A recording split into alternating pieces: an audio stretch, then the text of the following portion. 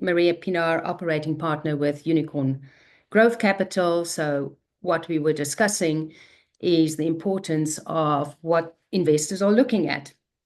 And investors are looking at all about making a return on investment.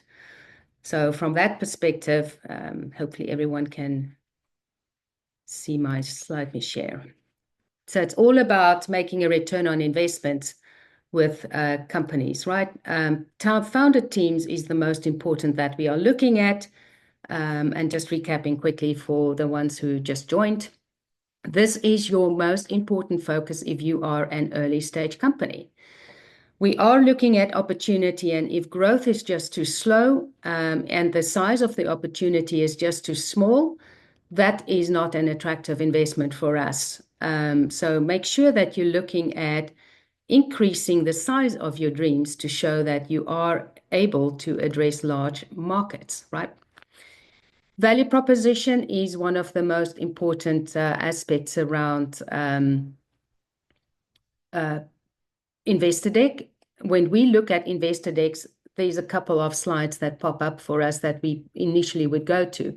There's been some research by DocuSend to see when you send a deck out to investor, how long time they spend. On average, investors spend anywhere between about 20 seconds to 1 minute 40 on the deck. And there's 3 areas we look at. It's initial, the title slide. Is it intriguing enough? The next one that we are looking at is the value proposition. Is it clear enough? Then we would hop over to financials and team slides. And the last thing we would look at is just briefly to see what the product does. What I see from most decks coming in from founders is they spend 90% of the deck on the product. We are not your customers. So we are not buying your product. We are looking at if your business is an investable business that's going to give us a return on investment. Traction and growth, especially now in this day and age, is quite key. I know if you're a pre-seed company and just started, you may not have a customer yet. So it is even more important to demonstrate to us how you validated that you're going to drive the traction and growth. Right. The next one that we are looking at is defensibility and moat. So defensibility of your specific business versus your competitors could be things like intellectual property, could be patents that you filed, it could be a proprietary technology to entry that protects you from customers, or it could quite simply be that you are acquiring faster customers than your competitors. And if you are able to also acquire customers from competitors, it could be then the business model in that case that is able to help you scale rapidly and capture a significant portion of the market. I cannot stress enough the importance of execution of team. When we go into due diligence, this is really the first thing that we are looking at. Is this team able to execute on their milestones? And if we see any areas in the pitch deck that's showing us that this team is not able to execute, or anything in background checks that we are doing, this is not an attractive investment for us, and you will fall off the due diligence and ability to engage with investors quite quickly. This on execution is also built around well-defined metrics, right? So many times I see generic pitch decks. Generic is your absolute worst enemy, right? Please do not be generic in your pitch decks. This is not a fluffy marketing piece that you're sending out into the market for potential customer acquisitions. The more you show the numbers and the metrics and the hypotheses that you've tested, and talking about the metrics that you've seen that will show us that traction and growth, making you an investable and sustainable company, the more attractive you will become. Also, it's about your track record of achieving goals. And that's why I say the team slide is so important. Because from a team slide perspective, that's where you show your expertise and your traction. And if you have been a serial founder, Please note that also in your team slide. We also look at capital efficiency. Are you able to achieve significant milestones by applying your capital and resources effectively? The one thing we do not want to see is that you go off and buy furniture or buy cars or buy houses, and that does happen. And that is not what we invest in. We invest for growth. As I say, we are accountable to the people calling limited partners that's investing into the fund. And the only way that we basically can show them growth is when there's growth of the companies, and revenue is the thing that grow valuations. And we'll get to that point a bit later as well.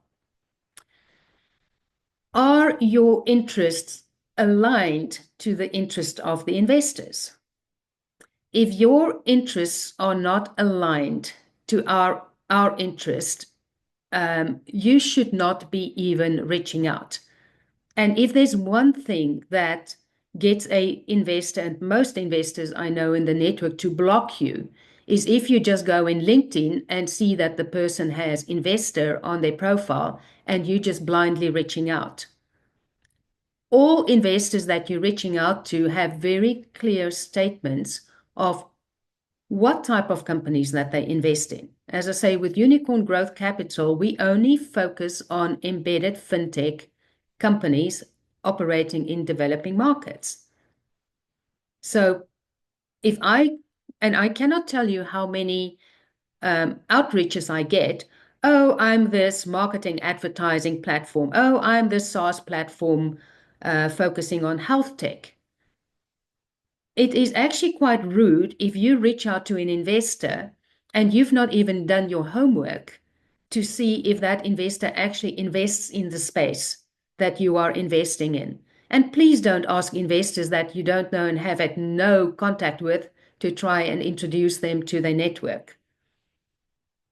We will not be introducing you to others unless we've had some level of engagement with you and that we believe in the deal. Because the one thing that we don't want to do is start just forwarding deal flow of companies and founders that we have no history with or don't even know. I mean, unless I meet you and you are such a shoot the lighthouse person, that's really that investors will just open up their network to you. And we'll get to a little bit about the fundraise strategies a little bit later. The area that gives us a return on investment is your exit potential. Now, this is not something that you necessarily have to put in your deck, but you do need to have a clear strategy. And the exit potential is either if you are going to look at building your company for an initial public offering, an IPO, or if there is a clear path to an acquisition. Now, obviously, if you pre-seed and seed, it's too early to talk about a acquisition, but at least show how you're going to build the roadmap to that acquisition itself. And exit potential for early stage investors, it's not necessarily that most early stage investors like angels or early growth stage investors like ourselves likely will exit and sell our shares at higher value when you start looking at later rounds, maybe a Series B round or a Series D round. So exit could also mean that investor exiting off your cap table. It doesn't necessarily mean that you are selling your company in 2 or 3 years' time. Obviously, if you do very well and you get an offer that you can't resist in 2, 3 years' time, I don't think any investor will complain about that. The pitch deck is all about showcasing that you are able to build and run an investable business, right? We don't invest in projects. We don't invest in only a specific market that you're entering. We don't invest in POCs. Now, POCs is important for you to showcase value. We only look at scalable and sustainable opportunities. So you've got to also demonstrate your awareness of business and the confidence that you can govern and run the business with a good governance as well. So It's all about building your credibility with the investors. Now, if we look at the different aspects that you need to take care of from an investment readiness perspective, you need to be able to talk about any and all of these points. And it needs to also show in your pitch deck the key aspects, and I'll show you just the key things about that. So whoever, please make sure that, again, everyone's unmuted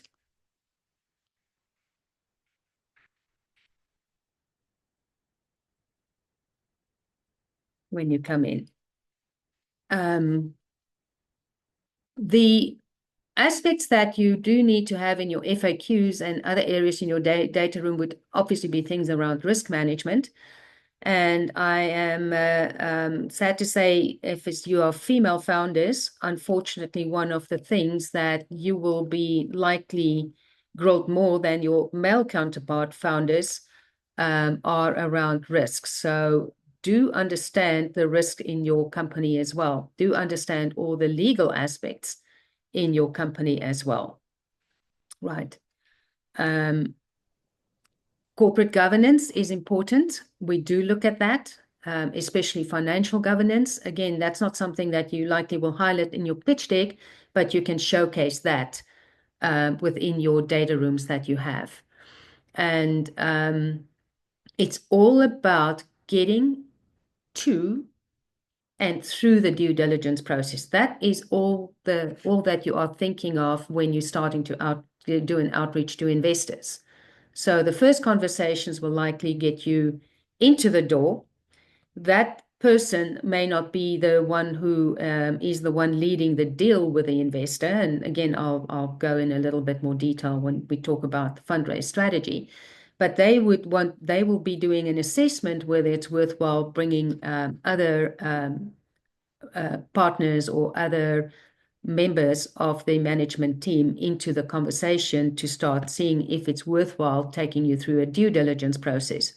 Due diligence is a costly process for us, and that's why we are looking at founders that showcases the ability in the initial conversations when they do the pitch that's worthwhile taking through the due diligence process. Right. So let's talk about developing your pitch. This is literally you being able to showcase to us that you have credibility. So building that credibility with the investor and that you know the areas of your business quite well. I want to see heart when you talk about your business. Nothing is more unattractive when I see someone do a pitch and they talk in a monotone voice, and this is Maria, and we are a software as a service company, and we are looking at acquiring a lot of customers, and you're very generic. I think if you're sitting in my shoes, that's not the type of founder you want to invest in. Talk about why you started the business. Show me your heart on why you are passionate about what you're building, because you have identified something in the market and you are building a valuable business. I want to see smiles on your faces. If you had a child or a baby, I don't know a single father or mother out there that doesn't talk with pride and smiles on their faces when they talk about their baby. It's about the story of your business, showing me literally how you're going to get to your first $1 million of revenue, your next $10 million of revenue, and hopefully your next $100 million of revenue, and show me the path to that, which is why just talking about product is the worst disservice you can do to yourself, because it's not showing me that roadmap, how you're going to start increasing revenues with confidence and testing your hypotheses early on if you're an early stage founder. I mean, we know that you do not have early stage founders a large pipeline, but at least we want to see that you've got a strategy and certain hypotheses that you validated and tested in the market. So it's about your strategy on how you're going to increase your value and market size in that market for whatever your TAM, SAM, and SOM is, what you've gotten to. We're looking at, so your pitch deck. It's literally your 30-second advert. As I say, when you send your pitch deck out to investors, we quickly browse through it to see if it's worthwhile talking to you, right? Don't do a pitch that's more than 5 minutes. And I know a lot of people talk about long form or short form pitch decks. Just have one pitch deck which is anywhere between about 10 and 20 slides, right? Design is important these days, especially most of your pitches will be done in a virtual environment like this. And virtually, there's a couple of things that's more important. The first thing that's most important is your voice and you telling the story. And that's why it's important not to use dense slides, because the minute the slide deck is dense with text, what we're doing, and naturally, is we want to try and read and figure out what's on that deck. The minute you do that, I stop hearing what you have to say. So design is important in the virtual environment, and then obviously body language follows. If you're doing a pitch in person, body language is the most important, then followed by the context of your message and content, and then following by how you deliver it. So just bear that in mind with virtual pitches, but most of your initial pitches will likely be virtually these days to investors. But it also depends on where you are in the world. The dynamics of investor engagement may be a little bit more important person or not. Synchronized graphics. And again, this is something I cannot stress enough. If your graphics that you use is not synchronized with the message you are talking about at that point in time, it's very distracting. It opens up questions. And the minute you start opening up questions in an investor's mindset, you lose your potential to go through that due diligence process.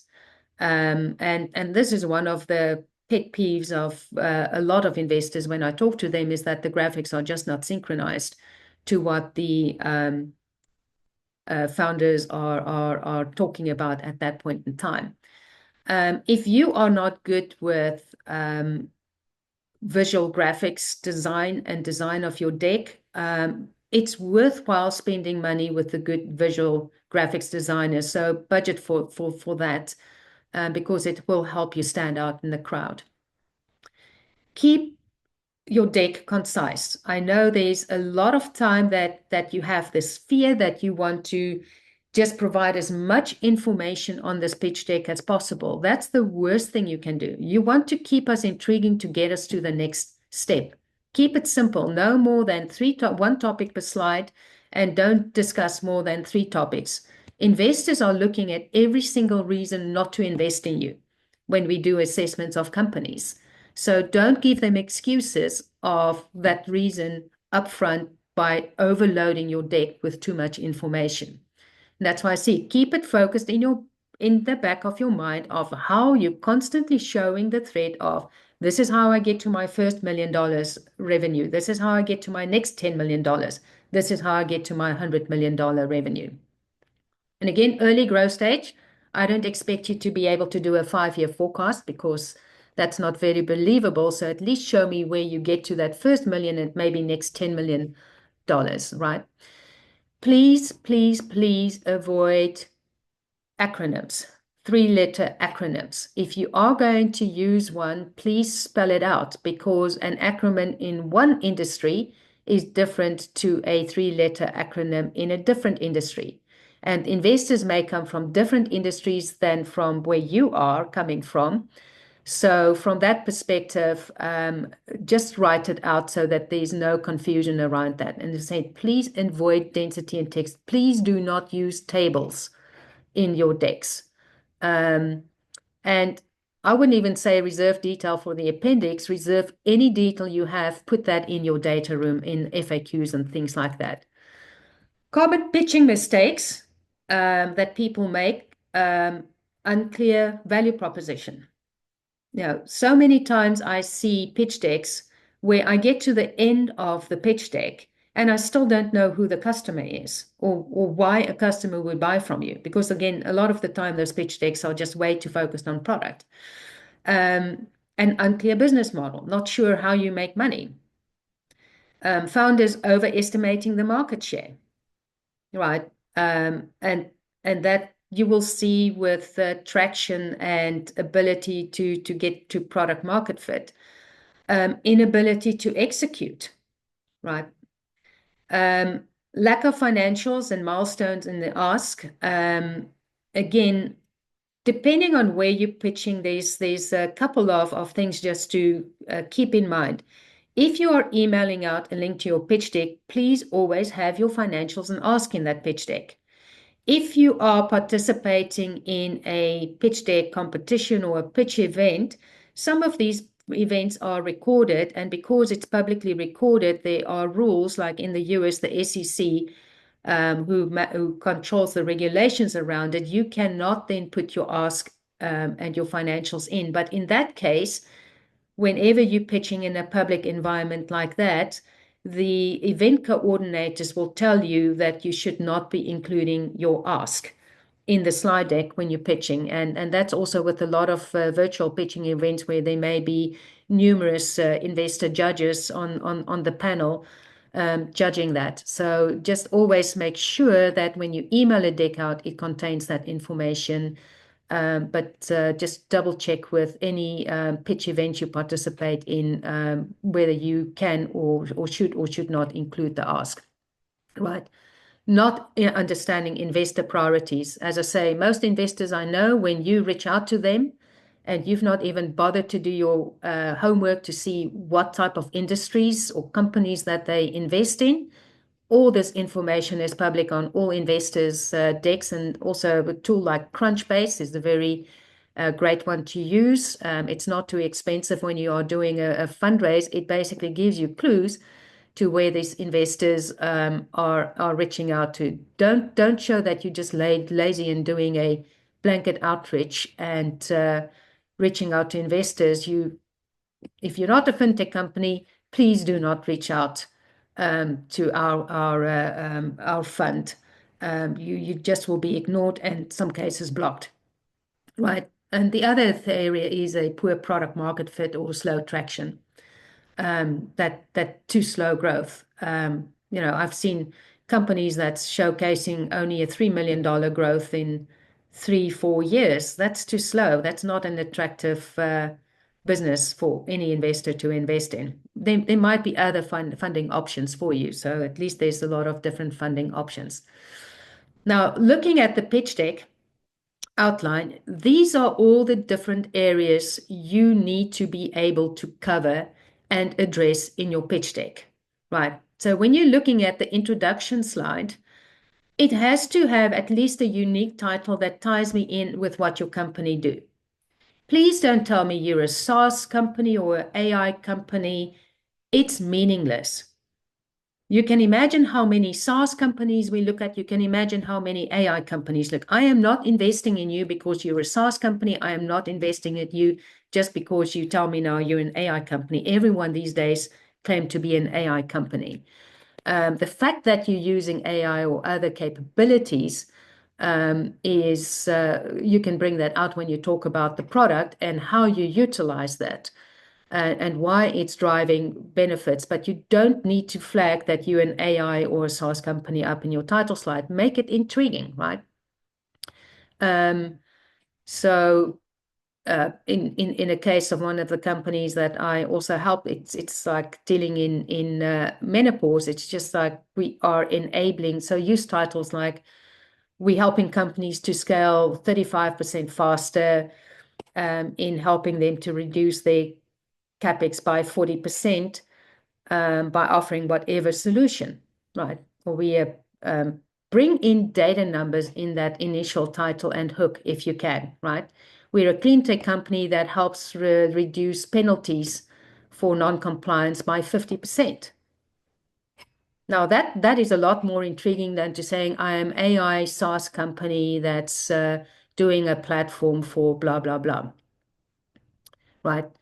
As I say, you always want to intrigue me enough to want to get to the next slide. A good value proposition and a good title will also always have the feel of interesting, tell me more.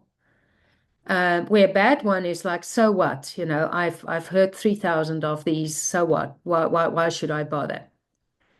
Don't give the investor homework to try and figure out whether you are worthwhile having the conversation with.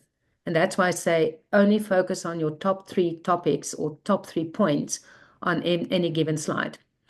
Value proposition, pretty much problem solution for whom and why this matters. And we'll go in a bit more detail in that. What's the product or service that you're offering? The product is just 1 or 2 slides very quickly showing me how this works. Now, if you have a complex, and I've seen with, especially in the health tech industry, slide decks, use GIFs that's showcasing maybe how it works. Don't put screenshots in a slide deck. A screenshot is just way too dense, and again, it just distracts me from looking at trying to figure out what's on it. So little silent graphic GIFs, please don't include videos. Please don't do demonstrations. I'm not interested in a demonstration of your product. Some investors maybe, but most investors, we're not assessing you from a demonstration of the product up front.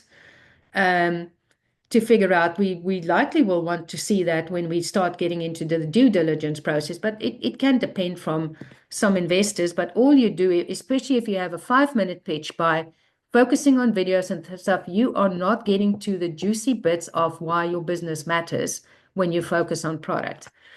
Obviously, your market size, the opportunity, is this a big enough problem that you're solving, is what we're trying to test there. Go to market, please use a business roadmap that ties in with your financials around customer acquisition and growth.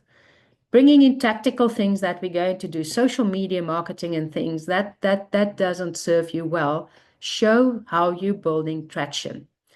How you're making money, that's important. You need to be very clear about that and how your company, your customers are paying for it.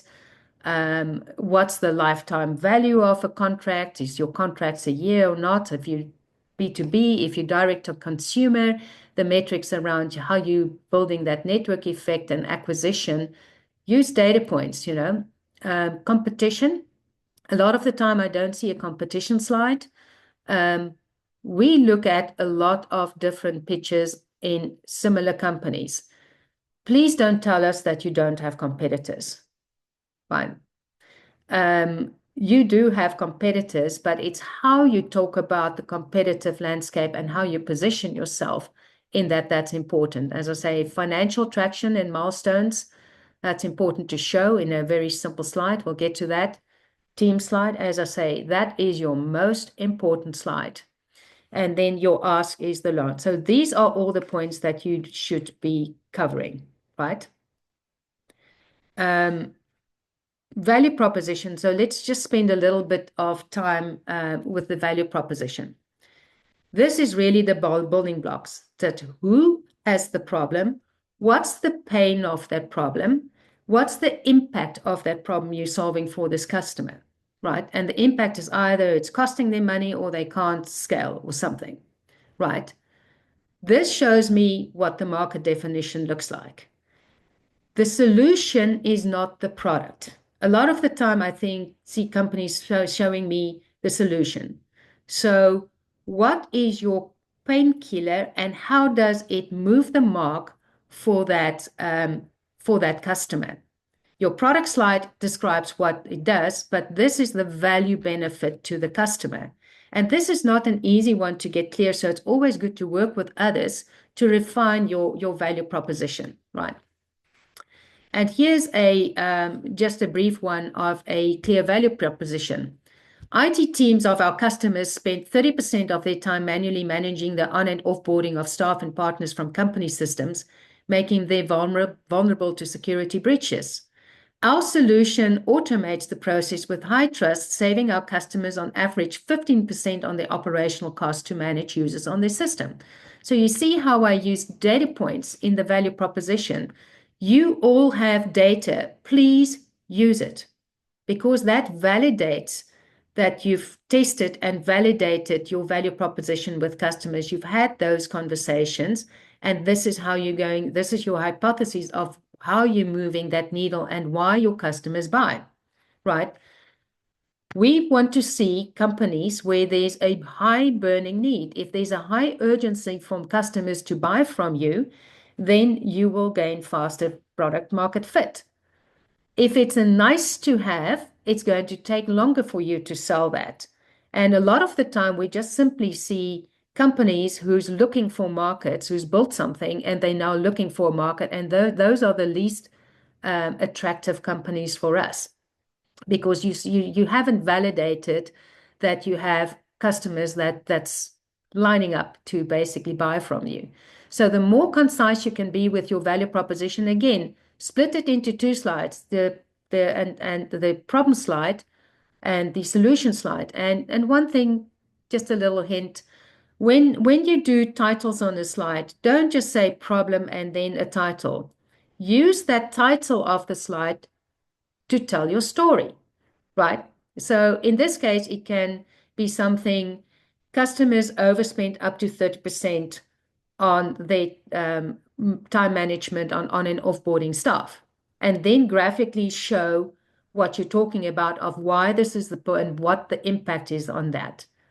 So use the story in the title lines, not just a title like you would say problem, solution, product. That helps you keep focused on telling the story. People remember stories. And the clearer your story can be when you tell it to us, and it's important that if you have a strong story, guess what? If I am so impressed with you and you may not be a company that I invest in, I will, and I met you, say, maybe at a pitch event, I will go to someone in my network and say, oh my goodness, you have to meet this founder and this is what they do. I need to be able to remember to repeat the story. And the only way I can do it is if you have a clear value proposition that I can remember and repeat. Issues with value propositions, too generic. And it's not clear. It's not even clear who the customer is. So always tie your customer in right up front in your slide deck. Okay. Team slide. Okay. Again, this is the most important slide in your deck. If you have a very strong team with deep expertise and experience in the industry that you're in, bring that team slide in right after your problem and solution statement, right? Or maybe after you've just given a little bit of view on what the product is. I want you to showcase and demonstrate your expertise in this domain. So years of experience, use logos or names of companies that you've picked it up. Are you a serial founder? Right? What is the highlights that will demonstrate to me that you and your team know this industry, you can execute, you either have had exits or not, and this is the growth in certain areas and expertise that you bring in. And if you're early growth stage, you can tie in advisors, but put advisors on a next slide. But again, showcase the expertise that advisors bring and how they're going to open doors for you on that. Oh, why is the right? So the next slide I want to talk about is go-to-market and acquisition. Just show a roadmap for growth on customer acquisition for me and make sure it's in alignment with a number of years in your financial slide. That gives me a very quick view of how you're going to get to acquiring the market size that you spoke about in the opportunity slide. And it shows me what type of customers you're going to, this is where you can showcase pilots, if you're doing pilot customers. If you do growth and acquisition, how many downloads and things, whatever your metrics is, put it on this slide for your go-to-market strategy. And then obviously, if you go into different markets, just showcase when you're starting approach different international markets, unless you're already global, right? That ties me in with the size of the opportunity and it ties me in with your revenue and it builds confidence. So just show me traction growth through customer acquisition. It will serve you really well when you include it in that. Competition slide. Again, this is a very important slide to have. You want to tell the story about what the competition landscape looks like. You want to be able to tell a story about how you differentiate from the competitors.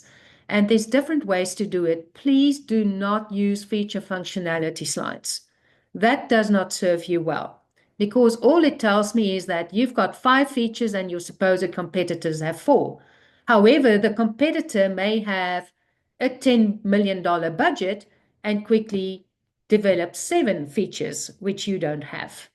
So there's better ways to do it, which we will discuss on the two type of ways to define this. And again, use your own judgment of which model will work the best for you. Right. And yeah, please also don't tell me valuations of your competitors. It might just intrigue me more to rather invest in someone who's already in the market than looking at you. We have enough databases we can tap into to look at valuations for competitors. Everyone knows the 2x2 grid. In some aspects, as I say, this might be a better way for you to provide information on how you compete. And again, you want to talk about the landscape and how you fit in the landscape and how you're going to acquire customers in this landscape, right? It doesn't always give me clear differentiation, especially if you only talk about cost and performance. That doesn't serve you too well. And then it can help you emphasize your strategic positioning and tracking itself. But as I say, it may not be the most effective. And again, please avoid adding too many logos in any of your competitor slide. When slide starts looking cluttered, it's very distracting. Just highlight the top 5 and be able to talk about any others, because some investors may ask you, oh, we've noticed this competitor. Do you view them as a competitor? And at least you'll be able to talk about it. This is the type of diagram which I really like. And in Google Images, just type in the word Slack petal, and you will be able to get some examples of Slack. And Slack is a good example of a petal model. This was developed by Steve Blank, right? What I like about it, it gives you a very clear view of the different categories you compete in. It shows how you maybe consolidate fragmentation in the industry. And it helps you tell the story about what the competitive landscape is and where you differentiate. And yeah, some of the complaints is, yeah, but you put yourself in the middle. Well, with the 2x2 matrix, you put yourself on the top right? But this, you can see here how Slack would have been able to demonstrate all the different categories around project management that they're bringing in.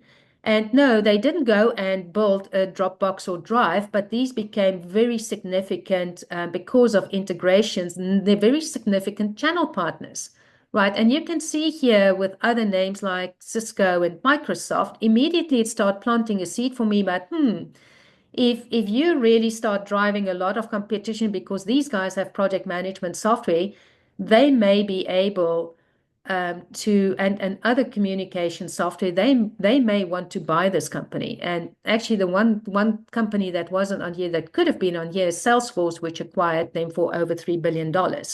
So here you can see how you can start planting the seeds as well in what you are and how you're positioning yourself in the landscape and what the clear differentiation is. And Slack was about bringing the conversation around project management into a simple, clear way where teams could collaborate and move through projects faster.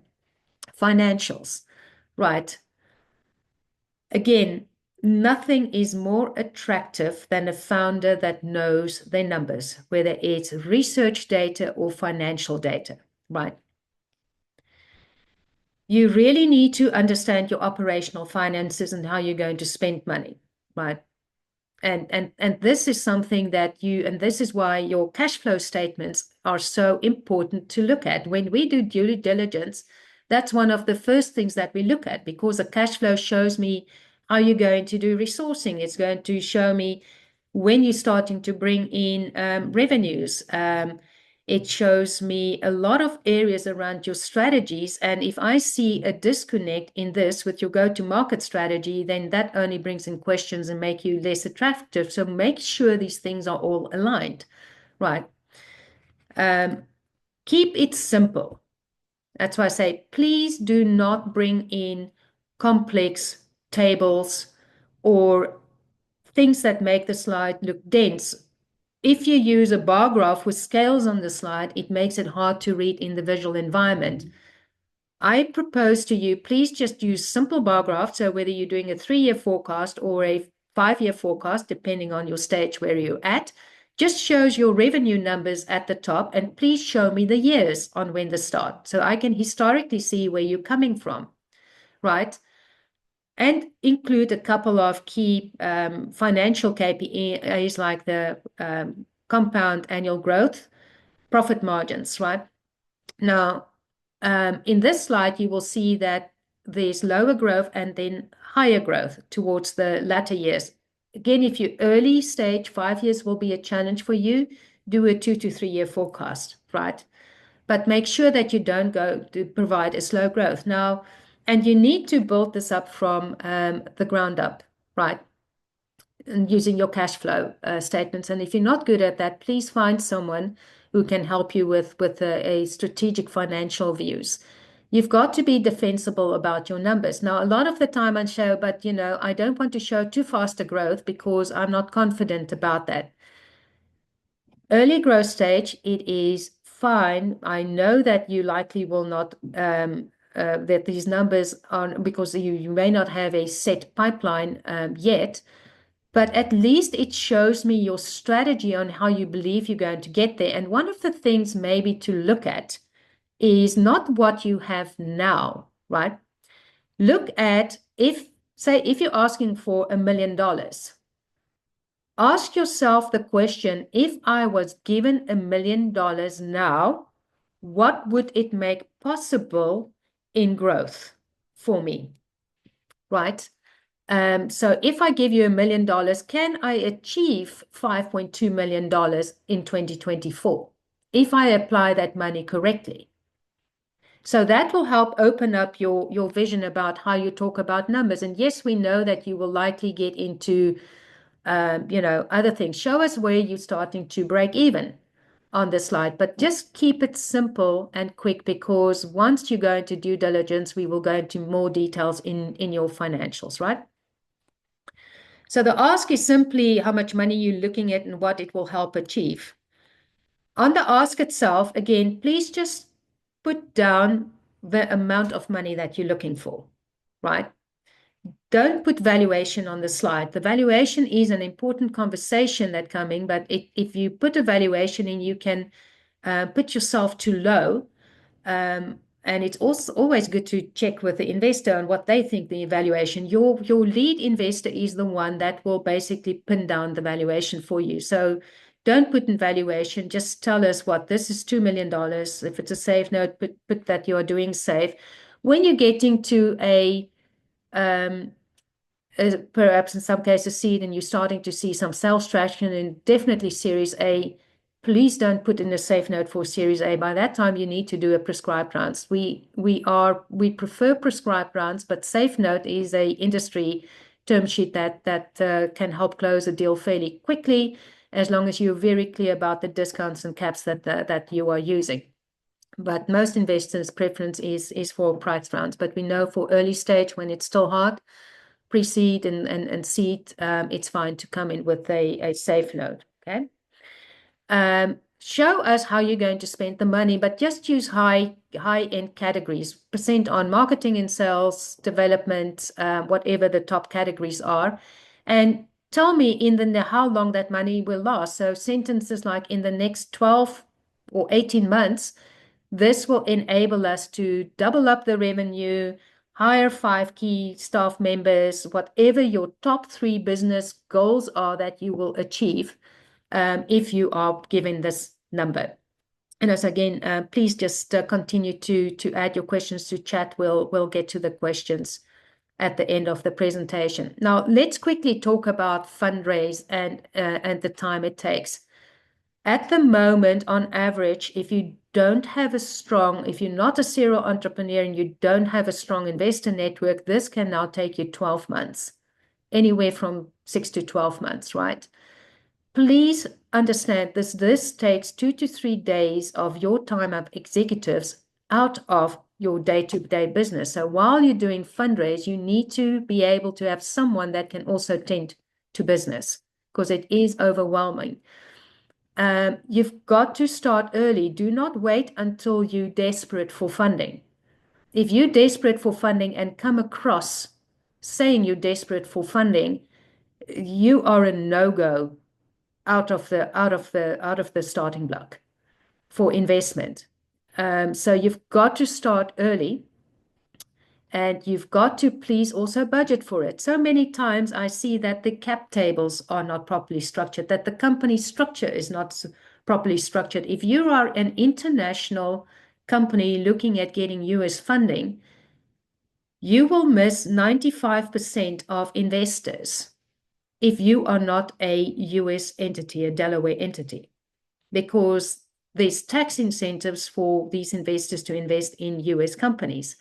That can make your structures a little bit more complex. So please talk to good lawyers and tax lawyers that can help you structure your company from the start, that can show you where the risks are, that will make you more attractive, and that can help you clean up your cap table if you're a bit later stage, because we do want to see clean cap tables. And the other thing is also around lawyers that has done numerous term sheets. Don't just go for any lawyer, go for lawyers who can help guide you through term sheet negotiations as well, because there can be a lot of red herrings, and we're not going to go in too much detail around term sheets today. Right. As I say, it's all about you building and maintaining investor relationships. The sooner you start building these relationships, the better. You may not be quite ready, but whenever you're in meetups or pitch events or in-person events where investors are, use your value proposition to intrigue. Ask them if they would like to find updates if they are an investor that invests in your space. And feel free to ask the investors about their strategies and their, well, not strategies, but their investment thesis, types of companies. What's the type of profile of founders that you love investing in? They will share a lot of that information, especially if you meet them at events. So it's all about building this as early as possible and maintaining these things.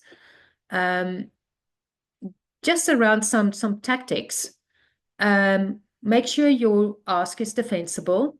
There could be different types of funding that's opening up. I mean, there's debt funding, there's equity funding, there's crowdfunding. When you do look at crowdfunding, just make sure that it's crowdfunding platforms that have proper structures that is attractive to investors. So doing a crowdfunding on Kickstarter is not attractive. There are other platforms like Republic or other crowdfunding where they're structuring the deal in a way that makes it better for investors to bring in on as they start getting in latter rounds onto the cap table. Understand if you're aligned with the investor and what the investor needs is. Please do not reach out, again, I'm going to stress it again, to investors where you're not even in alignment with the investment thesis. Do your homework, right? And important to decide what you're going to get and what you're willing to give up. If that deal, and the unfortunately, bad fish in the investor landscape as well, if that deal feels bad, please do not take bad investment deals. It can sink your company. Step away from it. I don't care how desperate you are. It's going to be more traumatic for you dealing with a bad investor than it is to step away from the deal, right? So make sure you identify a list of investors and build your network aggressively, right? identify and cultivate those. And there's enough tools that you can use that can give you information on that. Look at the persons that you're linking up with and their LinkedIn profile, right? When you do reach out to investors on LinkedIn, please just put in a message. Don't just do a connect request. I mean, we don't know what we are and why you want to have a conversation. Just always put a little bit of a note. And in this case, it might be worthwhile to just do the premium LinkedIn that you can actually send out more connect requests with a short, brief message and keep it short, right? Why you want to talk to that person. Again, your whole goal is to get into the meeting, right? And to get into due diligence and to get through due diligence, which is why your pitch needs to be brief and concise. And I say, when you talk about your pitch, no more than 5 minutes. Now, when you have that initial meeting with the investor, please pitch your pitch. It keeps you focused. Now, some investors will listen to your pitch first and then ask questions. Others will stop you on each slide and start asking questions. And when investors start engaging with you on the slides and your pitch, that's a very good sign, right? And as I say, a lot of the time you might get to talk with one specific partner or associate with an investor. They will do a quick assessment to set up then a follow-up meeting and bring other colleagues in.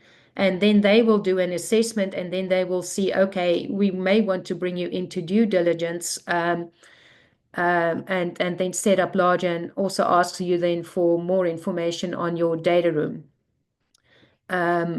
So just understand that there is a process. And again, taking companies through due diligence is costly. I mean, there's legal background checks that we're doing. Especially some investors do quite an extensive process. And it's also fine to ask investors when you talk to them what their typical process is. How long is it? So once you get the terms, so from the point of going through diligence to term sheet, and once the term sheet is provided and agreed, how long does it take to sign up the share subscription agreement? Because that can also take, and money doesn't flow until that process is finished. The term sheet is not binding, but at least it provides the terms for the agreement for shares. And that's why I say that's really where you need very good, strong legal advice. If you've never done with term sheets and you're not competent in that, please just pay money for a good lawyer that has done numerous term sheets in that area. It will save you a lot of complications in the deal and potentially bad high risk terms. But again, it all depends on what you're willing to give up for what you're getting. Investor outreach, these days you need to have a pipeline of 150 to 200 investors. So please pull that list together. Of that list, you likely will have 3 or 4. So you will get a lot of notes and no's, and don't be discouraged. Just be sure you get quickly to a no so you're not wasting your time, right? So it does take time and lots of research to do. And thank heavens today you've got ChatGPT and other AI tools that you can help pull a list together and then validate that list. Transparency in the process is very important. And also, as you start talking to investors, you need to update your FAQs and keep that up to date and feedback loop and messaging and whoever is having conversations with investors that everyone is on the same page, right? And it's all about building and maintaining relationships. Now, I've seen many organizations that say they'll do the fundraise for you. Just be aware of some of the pitfalls. Some may charge you, some may want a success fee for that. What happens a lot of the time is they don't expose their network for you. And you have no idea what's even the messaging that they are sending forward. A better way to do that, it's fine if you want to bring people in that can help you. You should drive the list of investors you want to target. Everyone who's helping you do the race have access to that same list, and then you can distribute whatever success fee you are depending on the conversations. That way you're always in the loop, and the rest of the people helping you, they are also expanding their network because everyone can see the contact details, but they're all on the same page of messaging, and how messaging may change as you go along the process. From the data room perspective, these are all the things that you need to cover in the data room. And I'll share the slide deck with you as well. And as I say, the recording as well. If you're very early stage, you may not have all the information of aspects in the data room. But at least your legals you should have, your financials you should have, the deck, your FAQs, as I say, these are living documents. Your sales pipeline, if you have that, your tech stack. So you may have less information, but at least start documenting. And a data room is actually a great way to also start building good governance in your company. So in summary, and once we're done with the summary, I'll stop the recording, and then we can have FAQs, and then feel free to turn your videos on and go off mic when you ask the question, and I'll start addressing questions in the chat as well. So have a fundraise strategy that takes planning. Please budget for it. You may want to spend money on legal upfront. You may want to spend some money with people to do visual graphics for you. It will just help you strengthen your story. Understand it takes time, especially now. Numbers, numbers, numbers. Please know your numbers. I want to be able to wake you up at 2 o'clock in the morning and you able to just roll off either your financial numbers, your KPIs, or market research statistics. It really makes you stand out. And especially female founders, this is where you just have to be above and beyond any other male counterpart, because that is what will get you into the pipeline. Unfortunately, investments in female founders are still declining. And have declined, but the good thing is that valuations for female founders that get funding are on par, if not in some cases a bit better than just male founder part. So obviously diversity matters, even though it's a challenging topic at the moment, but investors are looking at diverse teams. And because the statistics is just that diverse teams, whether it's gender diverse or age diverse or cultural diversity, it does bring in higher returns in that team, right? And as I say, keep it simple, keep the messaging simple. This is just your message to get into the process and getting through it. Show me the story of how you're building value for me by getting fast to your first $1 million, your next $10 million, and if you later stage your $100 million, that you have a strategy and plan, that you've validated your numbers, use your numbers in the deck itself, and then practice, practice, practice.